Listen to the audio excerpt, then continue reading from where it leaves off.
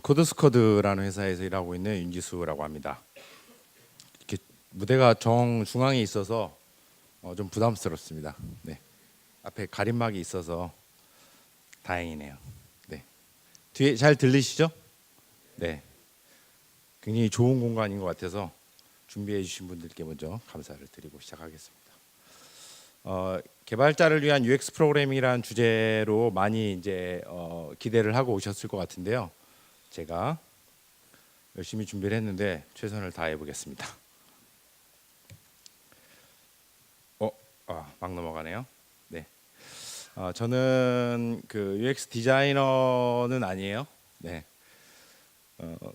그리고 프론트엔드 개발자로 이제 많이 지내오고 있고요. 현재는 제가 있는 기관이 교육기관이다 보니까 프론트엔드 개발하는 분들을 많이 돕고 있고 개발의 손을 다행히도 놓지 않고 있습니다.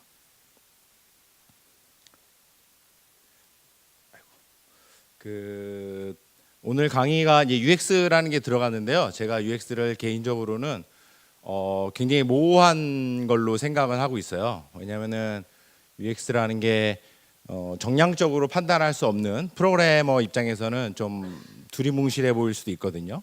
예전에 UX 디자이너들의 역량은 무엇이냐 이런 것도 좀 저도 옆에서 많이 고민을 해봤는데 되게 어려웠습니다. 그리고 개개마다 다르고 오늘이 약간 이제 그 약을 팔 수 있는 제목으로 여러분들이 오해할 수 있는데 그 개발자스러운 내용이긴 해요. 하지만 우리가 이제 그렇다고 제가 디자이너나 UX에 대한 설명은 많이 있지는 않거든요.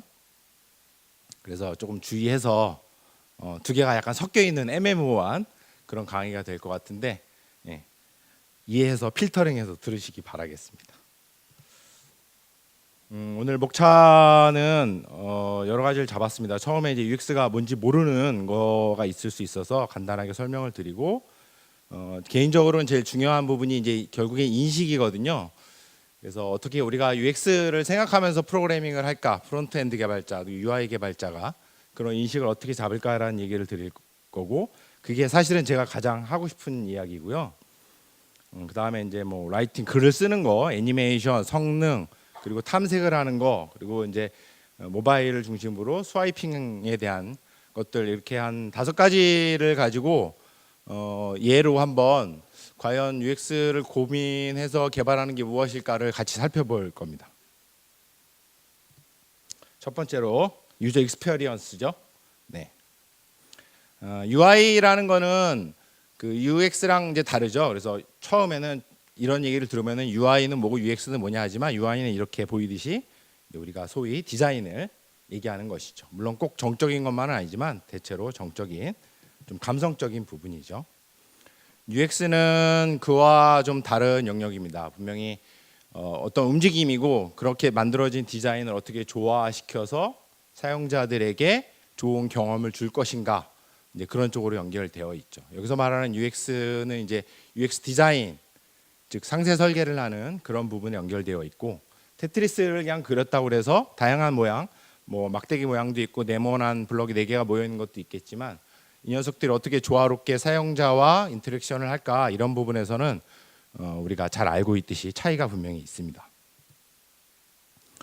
느낌과 감성이라고 얘기할 수 있는데요. 제가 함부로 얘기하긴 그렇지만 디자이너분들도 비슷한 얘기를 많이 하실 거예요. 그리고 대신에 UX는 이제 인터랙션이고 동작에 관련되어 있죠. 우리가 HTML, CSS, 자바스크립트에서의 자바스크립트는 결국에는 이제 행동을 이제 컨트롤하는 것인데 결국엔 그게 그 전 단계에서 볼 때는 UX랑 똑같은 것이죠. UX는 어떻게 사용자가 이제 인터랙션을 할지에 대한 문제 거기에 이제 집중이 되어 있는 것 같습니다. 그래서 뭐 정의가 책마다도 다르고 사람마다 다르지만 저도 인터넷이나 또 책이나 이런 것들을 했을 때 가장 기억나는 부분은 이런 것 같아요. 결국 그 기기죠. 디바이스가 없이는 물론 없어도 물론 그럴 수 있지만 대부분은 우리가 쓰는 사물 또는 우리가 이제 웹사이트, 웹 서비스도 마찬가지인데 노트북이나 데스크탑, 마우스 뭐 이런 걸 통해 가지고 접근을 하게 되는 거니까 인터랙션이라고 볼 수가 있죠. UX 오늘 얘기할 주제 중에 이제 UX 디자인의 목표가 모두 다 잘 아실 거예요. 결국에는 사용자의 이제 그 경험을 제공하는 건데 더 나은 부분이죠. 어떻게 더 좋은 경험을 줄 것인가라고 하죠. 그래서 UX를 야 그거 뭐 어떻게 더 좋은 경험을 줄까 하고 되게 고민할 때는 종합적인 경험이죠. 사용자가 웹사이트를 들어가서 지금 로딩을 하는 그 느낌부터 왜 이렇게 오래 걸릴까, 빨리 뜰까, 거기서부터 이제 뭐 엔드 페이지에 가서 이 페이지에서의 뭐 느낌이죠. 사실은 되게 반응성이 좋다, 아니면 애니메이션이 부드럽게 잘 이어진다, 또 즉각적인 정보를 제공해 주는거나 여러 가지를 이제 느끼는 것 같아요. UX 디자인의 목표는 대충 우리가 이제 그 더 나은 사용자 경험이다라고 얘기를 할 수 있습니다. 현업에서 UX 전문가의 일은 뭐 회사마다 다 다르겠죠. 작은 회사 또 1인 기업도 있을 수 있고 그리고 큰 회사도 있을 텐데 대체로는 태스크라고 그래서 이제 무엇을 할지 상위에서 결정이 된 거건 아니면 스스로 결정을 한 거건 그런 것들을 분석을 하고 그다음 또 와이어프레임을 만들 수도 있죠. 그리고 뭐 페이퍼 프로토타이핑 같은 그런 오늘도 밖에서 이제 다른 회사에서 그런 그 도구들을 좀 보여주셨는데 그런 것들 쓸 수도 있는 거고 당연히 이제 사용성 테스트를 굉장히 중요하게 생각을 하죠. 그리고 이제 상세 설계, 흔히 말하는 파워포인트에 인터랙션을 자세하게 정의하는 그런 것들이죠. 이제 개발자분들 중에 이런 인터랙션 정의한 것들을 많이 마주했던 분들이 많이 있을 거로 생각이 되는데요. 큰 회사는 저렇게 많은 사람들이 있습니다. 제가 디자이너가 이제 아니라는 게 티가 나서 유니코드로 된 이런 것들을 가져다가 쭉 뒤에까지 나옵니다. 큰 회사라고 하면 어딜까요? 네, 뭐 이런 발표에서 다 언급할 수는 없지만 많은 개발자들이 있는 회사가 큰 회사겠죠. 지금 기준은 웹 서비스를 하는 기준으로. 그렇지만 현실적으로 보면은 많은 회사들 뭐 인력은 적지만 우리가 소프트웨어를 프로덕트를 만드는 거죠. B2B에서 소프트웨어를 만드는 것들, 그리고 작은 스타트업들, 또 이제 작은 거에서 좀 성장이 되는 회사들도 있고 뭐 여러 개 있는데 대부분은 개발자도 경계가 없죠. 그냥 개발자로 뭐 있는 경우도 있고 풀스택으로 할 수도 있고. 하지만 UX 디자이너는 생각보다 없습니다. 그렇죠? 디자이너라는 그 영역의 구분이 뭐 정의하기 나름이지만 UX 디자이너는 생각보다 없습니다. 그리고 많은 해외에 있는 뭐 회사들도 개발팀에서 직접 이제 인터랙션을 정의하고 그걸 또 상위에 올리고 그걸 뭐 승인이 나고 그러면 서비스화 시키고 하는 추세가 많이 되어 있죠. 결국에는 이제 개발자들이 되게 많은 일을 하겠죠, 그죠? 테스트도 해야 되고, 그죠? 뭐 TDD를 하건 테스트 코드를 짜건 직접 할 수도 있지만 UX나 기획자가 없는 상황에서는 당황스럽죠. 또는 이 상태에서도 개발자가 아무것도 안 해도 사장님이 하는 경우도 있을 수 있을 것 같아요, 그죠? 오너가 되시는 분들이 UX를 하고 그럴 수 있습니다. 그래서 결국에 FE 개발자가 UX를 신경 써야 할까라는 거는 뭐 당연한 거죠. 서비스가 잘 되는 것이 목표니까, 그죠? 그 내가 일하는 곳이 내가 일하는 회사의 프로덕트나 서비스의 오너십을 내가 가지고 있지 않다.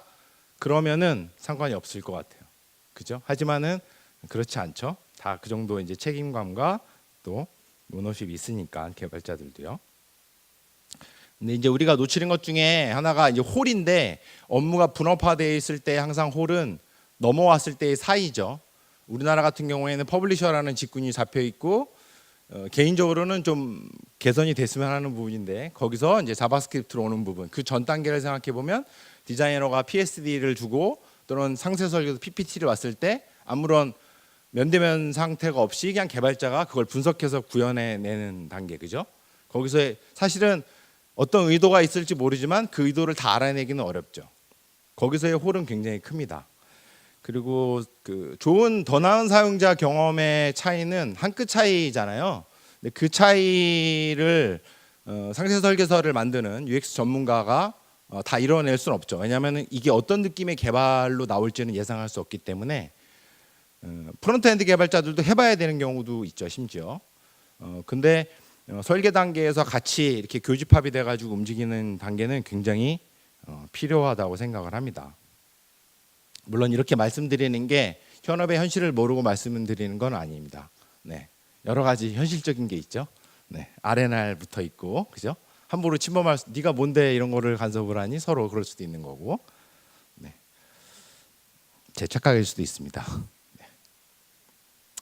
결국 관심의 이득은 나라는 거를 좀 기억을 하고 개발자가 반복적인 이렇게 설계서가 되어 있지 않았습니까? 라고 해서 그 부분을 나중에 어필해봤자 소용이 없죠.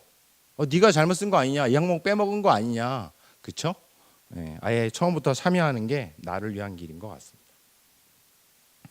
자, 이제 좀 더 본격적으로 이제 UX 프로그래밍에 대한 어떤 이기잼필과 같은 사례들을 한번 짧게 몇 가지로 살펴보도록 하겠습니다. 지금 이제 금방 많이 말씀드렸는데 내가 UX를 한다는 거는 낯설죠, 그렇죠? 그리고 백엔드 개발자나 아니면은 뭐 다른 영역의 모바일 앱이건 아니면 그런 쪽의 개발자들도 사실 UX를 많이 신경을 쓸 텐데 개발의 영역이 너무 힘들죠. 프론트엔드 개발이 어떻습니까? 뭐 자바스크립트 피로도 뭐 이런 얘기도 많이 있었고 오늘 강연의 주제도 보면은 상당히 어려운 게 많이 있잖아요, 그렇죠?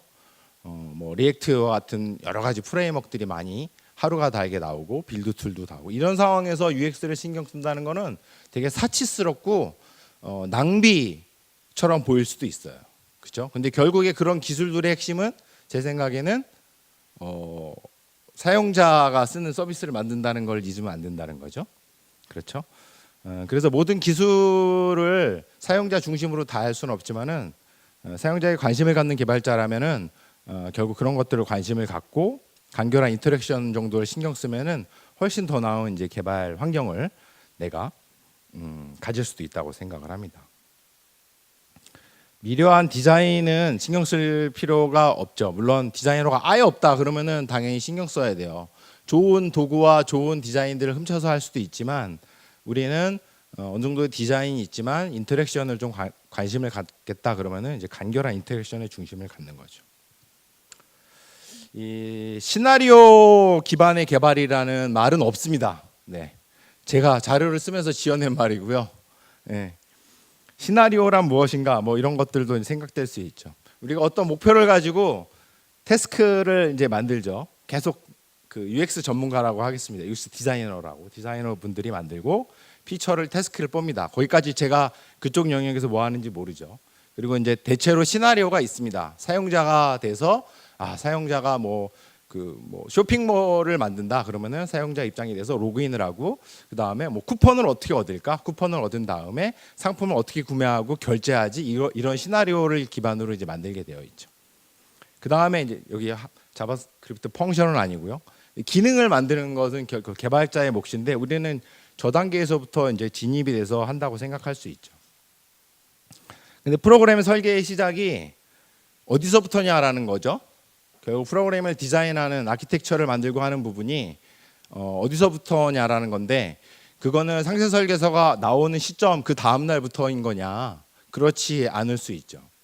우리가 요즘에 이제 프론트엔드의 그 트렌드 중에 하나가 뭐 스트림을 가지고 펑셔널한 프로그래밍이 이어지게 할 수도 있고 고전적으로 TDD처럼 여러 가지 테스트 케이스들을 시나리오처럼 뽑아가지고 그걸 기반으로 개발할 수도 있고 요즘엔 또 옵저버블하는 것도 스트리밍과 비슷한 느낌이죠. 그래서 어떤 하나의 줄기로 데이터를 분석해서 화면을 렌더링하기까지 이어지는 과정이 있는데 그게 어떻게 보면은 유저의 시나리오, 즉 사용자가 쓰는 이 서비스를 쓸 때의 시나리오랑 굉장히 매칭이 잘 될 수 있어요. 그랬을 때 QA와 테스터를 하는 QA와 이제 상세 설계서와 개발자들이 같은 그 중요도와 같은 항목을 가지고 놓치지 않고 이제 자연스럽게 이을 수도 있다는 좀 이상적인 얘기죠. 시나리오를 구체화하는 단계에서 이제 개발자들이 참여하는 게 굉장히 중요한 포인트라고 생각이 됩니다. 그리고 이거 했을 때 이제 이득은 여러 가지가 있겠지만 데모가 가능한 방식이죠. 뭐 스프린트를 나눠가지고 개발했을 때 다 정상적인 경우에는 많이 모이죠. 상세 설계서를 만든 UX 디자이너, 그 다음에 뭐 사장님도 오실 수도 있고 QA도 들어오고 그럴 텐데 그때 이미 정의된 시나리오를 꺼내놓고 그 상세 설계서에서 정의된 시나리오 그리고 그거를 최대한 잘 구현했을까 하는 개발자의 코드 그런 것들이 섞여서 데모가 가능하죠. 되게 자연스러운 흐름을 만들 수도 있다고 생각을 합니다. 그래서 사용자가 이제 시나리오 중심으로 같이 참여하는 게 결국에는 내 코드를 상상하면서 인터랙션을 참여하는 거죠. 그리고 이제 인식에 대한 내용을 계속 하고 있는데 시스템 중심 사고가 있고 사용자 중심 사고가 있죠. 대부분은 UX나 이런 쪽은 그냥 그런 쪽만 생각을 하고 시스템은 또 시스템을 생각하고 프론트엔드 개발자는 어떻게 보면 사이에 껴 있어요. 여기에 보면은 이런 내용이 있죠. 네 번째 줄은 DB 필드 중심으로 입력이 되어 있다. 폼이 우리가 사용자가 입력하는 폼이 DB의 필드에 따라서 무슨 필드가 필요해가지고 사용자 폼을 만들어놓은 게 이제 최악입니다. 그렇죠? 예. 그거랑 상관이 전혀 없죠. 그 필드랑. 그죠? 물론 서버에 들어가는 거는 날짜가 들어가고 카드 번호가 어떻게 들어가고 뭐 우편 번호가 들어가지만 사용자에게 그걸 다 요구할 수는 없죠. 가장 편리한 입력 방식으로 적은 입력을 통해서 사용자에게 그걸 제공하는 것이죠. 사용자 중심적인 사고는 요즘에 많이 하는 그 API를 어떻게 제공할까냐도 굉장히 관련이 있습니다. 그냥 뭐 프론트엔드 개발자는 그런 식이죠. API가 나올 때까지 또 대기를 하고 블로킹이 된 상태에서 기다리고 하는데 이거는 이제 서버 개발자들이 항상 말을 잘 들으시는 분들은 아니니까 그렇죠? 우리는 사용자를 대변을 해서 많이 얘기할 필요는 있습니다. 불필요하게 에이작스 요청을 3번 했을 때 그래 뭐 제너레이터가 있고 어싱 어웨이트가 있어를 기대하지 말고 API를 바꾸는 게 정상적이죠. 그렇죠? 그런 좀 사고의 전환이 중요하다고 생각을 합니다. 두 번째는 쓰기입니다. 글쓰기는 하지 않도록 하는 것이죠. 뒤에 나오지만 성능도 자바스크립트를 안 짜는 것이 제일 빠르겠죠. 네. 사용자에게 글쓰기는 뭐 말도 없이 귀찮죠. 두려움. 그리고 모바일 앱에서는 다 경험하셨을 거예요. 쓰기가 얼마나 불편한지. 그렇죠? 예전에도 저도 이제 그 에디터를 만드는 팀을 이끌고 있었는데 모바일 웹 그리고 이제 아이패드가 잘 될 거라는 착각이 있었을 때 물론 아이패드 요즘에 또 신형이 나고 잘 되고 있죠. 근데 이제 글쓰기가 될 줄 알았어요. 근데 전혀 착각이었습니다. 근데 아직까지도 이어지는 것 같아요. 인터넷에 사진 하나 구했습니다. 보시는 화면을 보면은 이제 똑같죠 화면이. 근데 아래쪽을 보면은 어떻게 인풋 타입을 할 거냐에 따라 큰 차이죠. 이런 것들은 기본이죠. 아무 생각 없이 화면의 차이를 또 기기의 특성을 이해를 못하고 HTML에서 제공되는 기본 속성들을 잘 못 쓸 때 얼마나 어려운 상황인지 아실 거예요. 계속 누르겠죠. 한글 영어 전환하고 막 그죠? 그런 경험 많이 있었을 겁니다. 폼은 상당히 어려워요. 폼을 작성하는 게 자바스크립트 쉬운 것 같지만 가장 어려운 일 중에 하나죠. 그래서 입력 필드를 어떻게 줄일까를 노력을 해야 되는 거죠. 그냥 인풋 타입 여러 개 10개야 그럼 10개 그렇게 맞추지 않고 사실은 어떻게 필드를 하나로 줄일까라는 거죠. 카드 번호 무슨 뭐 그 카드의 비밀번호 연도 이걸 한 줄로 어떻게 쓸 수 없을까? 탭을 전환했을 때 바로바로 입력 가능한 상태가 되지 않을까? 그리고 뭐 오토 컴플리터와 같은 속성들 많이 있죠. 데이터 리스트 태그도 있고 그런 걸 썼을 때 자동으로 나오게 하는 거. 사용자들이 뭘 입력을 하려고 하지만 이미 그 결과가 나왔을 때 선택을 할 수 있는 게 되게 쉬운 방법이죠. 이런 데이터 리스트 태그들도 있고요. 좋은 피드백을 주는 폼은 뭐 이미 느끼셨을 거예요. 아주 많은 사람들이 쓰는 서비스들은 입력할 때마다 바로바로 오류가 나오죠, 그죠? 네, 오류도 바로바로 나오고 유효성 체크 같은 것도 쉽게 되죠. 오류 메시지는 현상을 주는 게 아니고 야 너 틀렸다가 아니죠. 뭐를 틀렸으니까는 특수 문자가 하나밖에 없다. 2개를 넣어라. 이게 이제 조치 방법을 안내해 주는 거죠, 사용자에게. 자바스크립트로 다 짤 수 있는 거고. 편안한 글쓰기를 해주는 게 당연히 좋습니다. 로컬 스토리지 같은 데 저장을 해두건 언드리드 같은 걸로 이뮤터블한 데이터를 만들어서 뭐 라이브러리 좋은 게 많이 있죠. 이뮤터블 JS를 이용해 가지고 언드리드 할 수 있는 것들은 이미 3년 전쯤부터 그런 예제들이 많이 나왔습니다. 그래서 쉽게 사용자들에게 되돌릴 수 있게 하고 다시 쓰지 않게 하는 게 기본이죠. 자, 애니메이션 허세인가 사용성인가? 애니메이션은 제가 지금 데모를 못 보여드리지만 예전에 한번 제가 이제 그 어느 회사에 있을 때 이런 요청을 받아서 만든 적이 있었어요. 에어비앤비 앱과 똑같은 걸 모바일 앱으로 만들고 싶다. 저 검색 버튼을 누르면 검색창이 샥 동그라미가 네모가 되면서 위쪽으로 가면서 오른쪽에 있는 내용이 아래에서 끌어올려서 싹 올라가면서 오퍼서티가 1로 쫙 변하는 그런 걸 했었어요. 되긴 되는데 이 트랜지션 효과가 비동기라 제어하는 게 쉽지는 않았습니다. 막 셋 타임 아웃을 저도 그냥 하드 코딩해서 순서를 정하기도 하고 그랬는데 나오긴 하지만 부자연스러워요. 그렇죠? M-like한 것들을 만드는 게 상당히 어렵죠. 그런데 이제 이런 요구는 있죠. 좀 이렇게 허세라고 하는 좀 과도한 표현일 수 있지만 많은 기획자 또 상세 설계사 하는 그리고 개발자들도 이런 걸 해보고 싶죠. 네이버 모바일 웹의 저 검색창을 늘리는 시도도 제가 알기로는 예전부터 시도했었습니다. 잠깐 요만큼으로 늘리는 그래서 트랜지션을 줘서 약간의 폭을 넓히는 것들도 부드럽게 하는데 굉장히 오랜 시간 걸렸던 걸로 알아요. 근데 애니메이션은 저렇게 작은 효과, 작은 부분에 이제 그 결국에 주는 것이죠. 그래서 허세가 아니고 변화를 어떻게 자연스럽게 보이는가가 되게 중요한 것 같고 시각적인 힌트를 제공해야 된다는 것도 애니메이션의 가장 우리가 적절한 포인트인 것 같아요.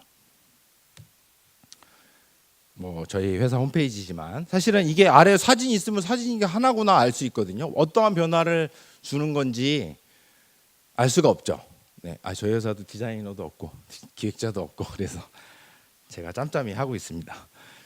그런데 사실은 이게 이제 뭐 그 스와이핑 기능 같은 거를 넣으면 또 복잡하고 어려워요. 그래서 그냥 스크롤로 되는 건데 간단한 힌트를 주죠. 그래서 우리가 저와 같은 사이트들을 가끔씩 보셨을 거예요. 이게 뭐 아마존도 예전에 그랬는데 이 상품은 더 볼 수 있어 그래도 살짝 보였다가 들어가고 그죠? 스크롤 했을 때 그 영역이 나오면 그 영역이 이게 오른쪽에도 뭐가 있다 이런 걸 살짝 보여주는 것이죠. 물론 옆에 이제 양쪽 화살표가 있어서 내비게이터가 있을 수도 있지만 간단한 걸로 스크롤로 위치 값을 잡고 트랜스폼을 해서 약간 이동시켜주는 그런 것들 효과를 만드는 거는 아주 쉽게 할 수 있어요. 자, 퍼포먼스를 말씀드리겠습니다. 가장 빠른 성능은 안 하는 것이죠. 그거는 이제 그 성능 개선은 개발 끝난 다음 많이 하지만 UX 입장에서는 더 나은 사용자 경험에서는 가장 중요한 것이죠. 그렇죠? 어렵죠. 왜냐하면 서비스를 다 만들고 오픈했는데 다시 만들어야 되는 경우가 있기 때문에 구조가 틀린 경우, 그죠? 리액트로 많이 프로젝트를 해서 3달 걸렸지만 초기 로딩이 왜 이렇게 느리냐? 그러면은 이제 다시 짜야 되나 이런 고민이 있을 때가 있죠. 반복적인 HTTP 리퀘스트만 줄여도 상당한 효과를 볼 수 있는 경우가 있습니다. 특히 이제 그 에이작스나 패치 요청을 했을 때 탭 같은 거를 누르거나 했을 때 계속 요청을 하는 경우는 많죠. 탭을 누를 때마다 에이작스를 가져온다. 탭을 누르는 거에 에이작스를 가져와서 화면을 렌더링한다. 그 부분은 뭐냐면은 결국 그 즉각적인 반응성을 저해시키죠. 그래서 반복적인 요청은 당연히 캐시를 할 수 있을 것 같아요. 캐시 방법은 뭐 우리가 알고 있는 자료 구조에 여러 개 넣어 놓을 수가 있습니다. 그리고 이제 시간 값을 같이 넣어 두는 경우가 많이 있죠. 그래서 시간을 내서 이게 대충 보니까는 하루마다 갱신이 된다. 그럼 저장된 시간과 비교를 해서 캐시 효과를 보는 게 굉장히 장점이죠. 좀 갑자기 이제 그 어려운 것들이 나왔습니다. 뭐 그림이 구글에서 제공되는 웹사이트에서 얻은 그림입니다. 제가 그린 건 아닙니다. 서비스 워커 같은 게 있죠. 그래서 뭐 프로그레시브 웹앱이라 가지고 구글이 몇 년 전부터 밀고 있는 거 보면은 여러 가지 어려운 기술들이 있는 것 같지만 결국에는 이제 서버로 아무것도 보내지 않는 것이죠. 가장 빠른 성능은 아무것도 일을 시키지 않는 것이죠.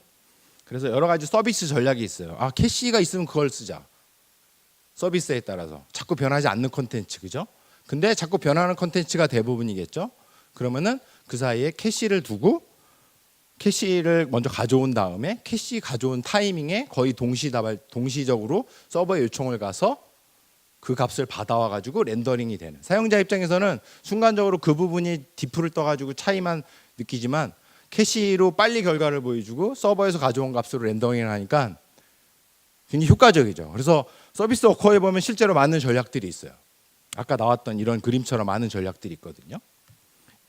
제가 볼 때 PWA의 핵심용은 결국 서비스 워커고 그거 캐시를 어떻게 쓰느냐인데 전략 싸움이죠. 그래서 캐시된 네트워크가 금방 말한 것처럼 바로 화면을 나오는 것이죠. 물론 오프라인 지원 이런 것도 되겠지만 바로 화면에 노출이 되고 동시에 서버에서 가져와서 비교를 해서 업데이트 시켜주는 거는 로딩과 같은 이미지를 거의 획기적으로 줄일 수가 있죠.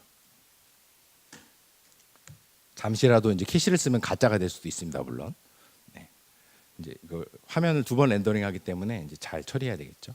레이저 로딩이라고 그러죠. 지연 처리. 보이는 만큼만 로딩을 한다. 그런 것들은 이런 거죠. 모바일 뭐 국내 환경은 국내 인터넷 환경은 전 세계적으로 가장 빠르고 디바이스도 굉장히 빨리 변하고 있죠, 국내는. 그래서 성능에 영향은 크게 미치지 않지만 보이는 부분만 빨리 스크롤한다. 굉장히 효과적이죠. 보이는 부분만 처음에 로딩하고 스크롤했을 때 가져오고, 그죠? 그런 효과들은 많이 할 수가 있습니다. 지연 처리는 더 중요한 거는 반응성이라고 봐야 될 것 같아요. 어떻게 사용자들이 가장 빨리 반응을 하는 건데 다 레이지 로딩을 했을 때는 지연 처리의 문제가, 그 반응성의 문제가 될 수가 있습니다. 그런 것들은 좀 더 고민을 해야 되는 것 같고, 뭐 레이저 로딩을 예전에는 여러 가지 방법이 있었죠. 뭐 스크립트 태그를 동적으로 넣거나 그럴 수도 있지만 이제는 되게 뭐 저렇게 멋진 기능들도 나왔죠. 네, 다이나믹 임포트처럼 그런 기능들이 있으니까 조금 더 우리가 쉽게 할 수 있을 것 같습니다. 로딩의 그 싱글 페이지 어플리케이션, 뭐 앵귤러 쓰거나 했을 때 대부분 불만 사항은 초기 로딩이 느리다. 자, 그러니 서버 사이드 렌더링 해야 돼. 노드.js를 자바 환경이지만 노드.js를 따로 구축해서 뭐 넥스트.js 기반으로 또 어떻게 코드를 짜고 그런 것들이 되게 어렵죠. 그죠? 컨트롤하기도 어려운데 이런 페이크들을 많이 하죠. 페이스북도 그렇고 초기 로딩이 느린 거를 깔고 가는 것이죠. 느려, 어쩔 수 없어. 하지만은 밑바탕이 되는 페이크 UI를 그냥 깔아두는 것이죠. 사용자들은 되게 안심을 하죠. 아주 쉽게 할 수 있는 방법이에요. 서버에서 응답이 왔을 때 이제 로드가 된 타이밍을 우리가 이벤트로 잡을 수 있으니까 그 타이밍에 이제 이걸 교체하는 방법이죠. 인디케이터를 쓰는 게 좋습니다. 수많은 라이브러리와 뭐 별의별 게 많이 있죠. 그런 것들을 가져다가 쓰면 좋죠. 사용자는 뭔지 모르지만 도라는 간다에 되게 안심을 하는 거니까요. 아주 쉽게 할 수 있는 초기 로딩을 개선하는 것이요. 때로는 굉장히 느린 것들이 있습니다. 정말로 느린 것들은 돌면 어때요? 사용자가 봤을 때 1초, 2초, 10초 가까이 되면 이거 가짜구나. 계속 돌겠지, 그죠? 진짜를 보여줄 때가 있습니다. 최근에 저희 학생들이 이제 Git PR라는 걸 제가 모니터링을 만들었는데 GraphQL이 제가 잘못 짜서 그런지 굉장히 많이 요청을 할 수밖에 없고 느리고 그런 문제가 있었어요. 진짜 로딩하는 방법은 그걸 캐치할 수 있죠. 우리가 뭐 에이작스 요청이나 패치 요청이 여러 개다. 그럼 그 시간이 가장 많이 걸리니까 그 부분을 단계적으로 측정을 해서 현재 0%야 10%야 20%야 이런 것들을 시각적으로 나타내 주는 게 사용자에게는 되게 진짜 신뢰성을 높이는 방법이죠. 그렇죠? 안심과 신뢰성을 올리는 방법은 사실을 알려주는 방법이죠. 그래서 7개가 로딩이 됐다. 그런 때는 70% 로딩, 그죠? 그런 부분을 보여주는 것이죠. 뭐 SVG를 이용한 이런 건데 간단하게 SVG에 이제 그 속성 값이 있더라고요. 그런 것들을 바꿔서 값을 바꿀 수가 있습니다. 시간이 잘 가네요. 웹을 잘 탐색할 수 있는가? 웹 탐색은 굉장히 쉽죠. 이런 사이트가 있어요. 그냥 아무 의미 없는 사이트에 검색하다가 우연히 알게 됐어요. 전 스페인에 가본 적도 없습니다. 이렇게 스크롤하면 어떻게 되죠? 마우스 호버일 때가 문제죠, 항상. 그죠? 호버일 때 내가 이동하려는 거를 얘가 그냥 나는 오른쪽에 가고 싶었을 뿐인데 호버로 레이어가 나왔다가 싹 없어지죠. 굉장히 불편합니다. 지연 처리는 우리가 잘 알고 있는 디바운스와 스로틀링과 같은 기법을, 즉 뭐 말이 멋있지만 셋타임아웃으로 제어할 수 있어요. 셋타임아웃으로 시간을 재면서 지연을 해줄 수가 있는 것이죠. 디바운스 같은 거를 잘 썼을 때 멈췄다 싶을 때만 나오게 하는 그런 기법들을 간단한 코드로, 아주 간단하게 했지만 그런 코드로 디바운스를 써서 할 수가 있을 것 같아요. 그럴 때는 이동을 했을 때 빨리 이동을 한다는 가정하에서는 레이어가 나오지 않고 바로 뜨게 할 수가 있죠. 아마존이 이제 그 몇 년 전에 메가 드롭 다운 메뉴를 만들었죠. 여기 아마존이 이제 최근에 바꿨어요. 바꿔서 이제 제가 국내 어떤 특정 사이트를 지정할 수 없기 때문에 뭐 저렇게 파란색 사이트, 주전자를 하는 사이트, 이런 사이트 많이 있습니다. 상품을 자세히 보려고 하지 마세요. 모두 다 메가 드롭 다운인데 다 불편해요. 현재는. 그렇죠? 물론 저희 회사 홈페이지보다 훌륭한 홈페이지들인데요. 드롭다운 메뉴가 있습니다. 굉장히 불편합니다. 어떻게 불편하냐면 이렇게 불편하죠. 나 오른쪽으로 가고 싶지만 갈 수가 없는. 그죠? 네. 그 오른쪽으로 가야 갈 수 있죠. 이렇게. 그죠? 네, 많이 해보셨을 거예요. 그래서 근데 사실 갈 수가 있습니다. 구현을 잘하면 갈 수가 있습니다. 이런 예제들은 인터넷에 지금 뭐 사이트가 제가 이렇게 가야 되죠. 그리고 재즈에서 펑키로 이렇게 갈 수가 있어요. 그렇죠? 이렇게 이동을 할 수가 있고 재즈에서 다시 클래식으로 이렇게 이동을 할 수가 있어요. 공백을 지나서 갈 수 있고 물론 여기서 이렇게 했을 때는 나중에 뜨게 하는 게 이제 디바운스의 기법을 그냥 이용하는 것이죠. 다행이에요. 잘 돌아가세요. 네.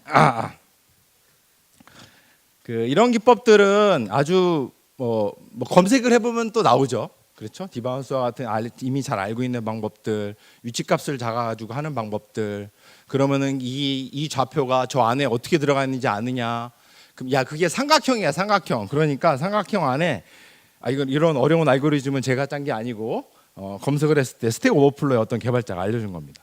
저 녹색 삼각형 안에 있으면은 네가 글로 가는 걸로 생각을 하자라고 하는 경우도 있어요. 그렇죠? 그럼 삼각형을 어떻게 계산해요? 네, 이런 복잡한 수학식으로 해야 됩니다. 그렇죠? 네. 버그가 있을지 모르지만 우리는 잘 알려진 방법으로 할 수가 있어요. 대부분의 이제 각도를 슬로프를 계산해 가지고 하는 것도 가능하겠지만은 저렇게 할 수도 있습니다. 어떤 사람들은 뭐 삼각형 안에 있는지 없는지를 여러 가지를 하여튼 계산하는 방법들이 있는데 찾아보면 몇 개가 있습니다. 근데 그런 방법들을 써가지고 이동했을 때는 메가 드롭다운 메뉴에 많은 부분을 차지할 수 있어요. 이 메뉴가 상당히 많이 쓰는 메뉴예요. 그렇죠? 왜냐하면 사용자들이 검색을 직접 입력하거나 아니면은 그 내비게이션을 탐색하기 때문이죠. 뭐 뒤로 가기, 앞으로 가기 이런 것들도 이제 탐색을 할 때 굉장히 중요한 겁니다. 브라우저 내비게이션은 뭐 푸시 스테이츠와 같이 내비게이션을 넣어주면 싱글 페이지를 리액트를 쓰건 리액트를 안 쓰고 간단한 싱글 페이지를 쓰건 뭐 페이지 내비게이션을 안 하는데 리액트 라우터나 이런 것들을 꼭 쓸 필요는 없죠. 구글도 푸시 스테이츠와 같은 기법을 써서 국내에 지도가 되는지는 저도 잘 모르겠지만 뒤로 가기 이런 것들이 굉장히 나이스하게 잘 되죠. 싱글 페이지의 전형적인 대표적인 훌륭한 사이트죠. 뭐 땡땡땡 내비게이션도 내가 어디를 가고 있는지 잘 알고 있는 그런 UX죠. 저런 것들 뭐 뷰를 두 개를 나눠 가지고 뷰끼리 통신을 시키고 하는 것들은 쉽게 할 수가 있죠. 네. 마지막으로 빨리 얘기를 드렸는데 스와이핑에 대한 얘기를 좀 넣어봤습니다. 스와이핑은 그 대세처럼 많이 쓰이고 있죠. 우리나라처럼 스와이핑을 많이 쓰는 데가 없는 것 같아요. 사용자 경험을 떠나서 구현이 굉장히 어렵습니다. 구현이 어렵고 또 뭐 캐러셀이라고 그러죠. 그렇게 이제 계속 돌고 도는 걸 만들고 도움 조작을 어떻게 할까에 대한 게 있고 그러다 보면은 자연스럽게 검색을 하죠.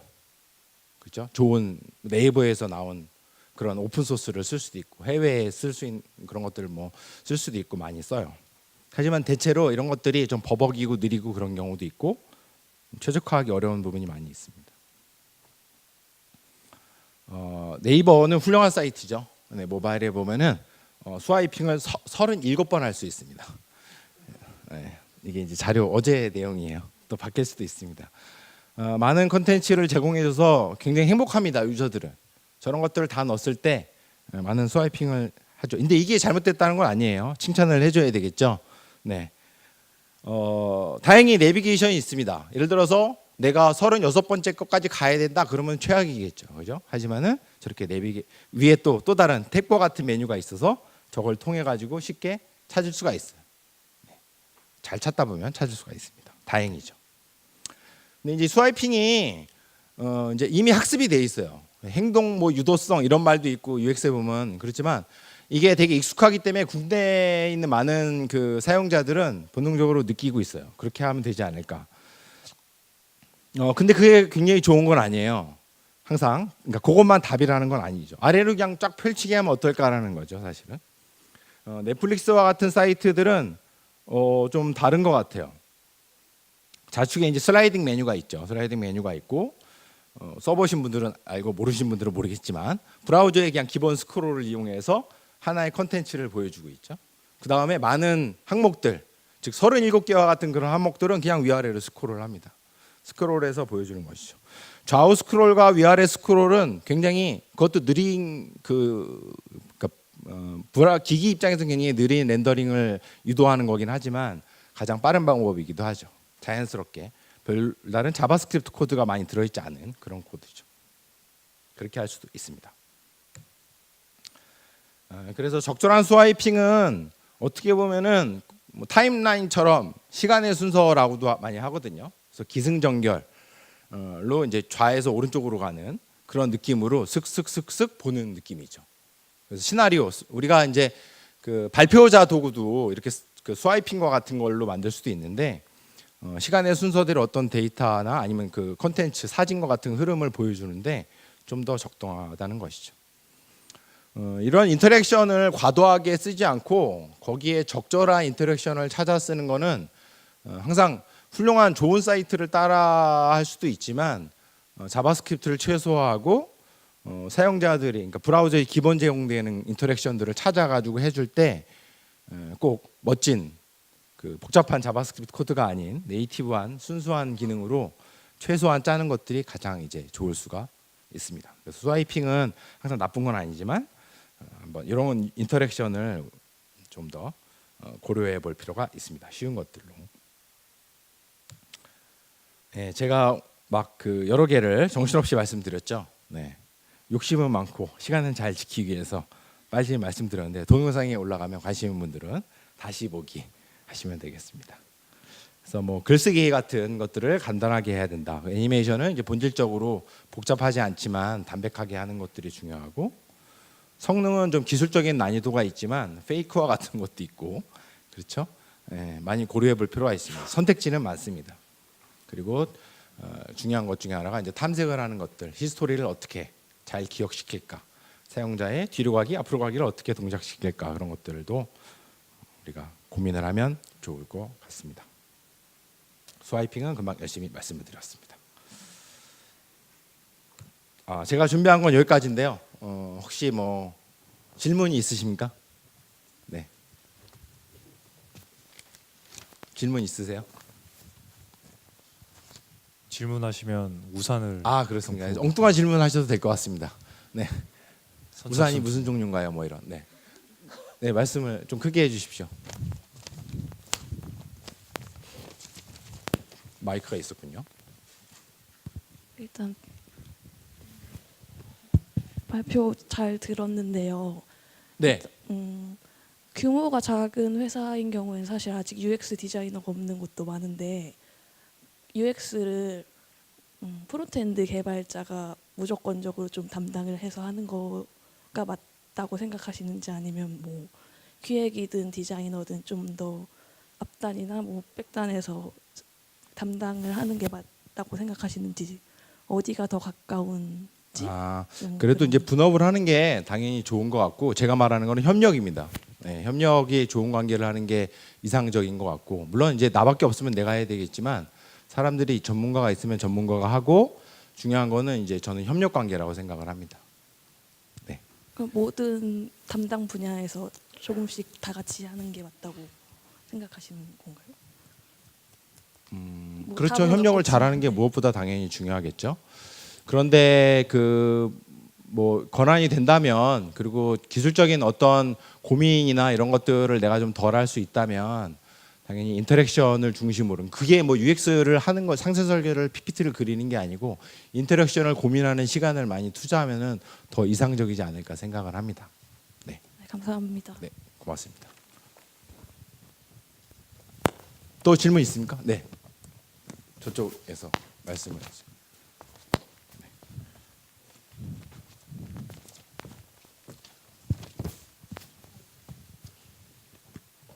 사실은 간섭이 아니고 발표 자료에도 나왔지만 간섭이 아니고 이제 관심이죠. 관심을 많이 갖는 게 이제 중요한 거죠. 네, 말씀해 주십시오. 네, 안녕하세요. 네, 개발할 때 사용자 편의성과 기능이 충돌할 때 그거를 어떻게 뭐 상의해서 어떤 거를 중점으로 더 두고 해야 될지 그게 항상 고민인데 어떻게 기능은 어떤 하시는지. 거죠? 그러니까 뭐 이거는 정말 꼭 필요한 아, 기능인데 사용자가 네. 사용하기에는 네. 편리하지 않는 뭐 기능들이 있다거나 할 때 네.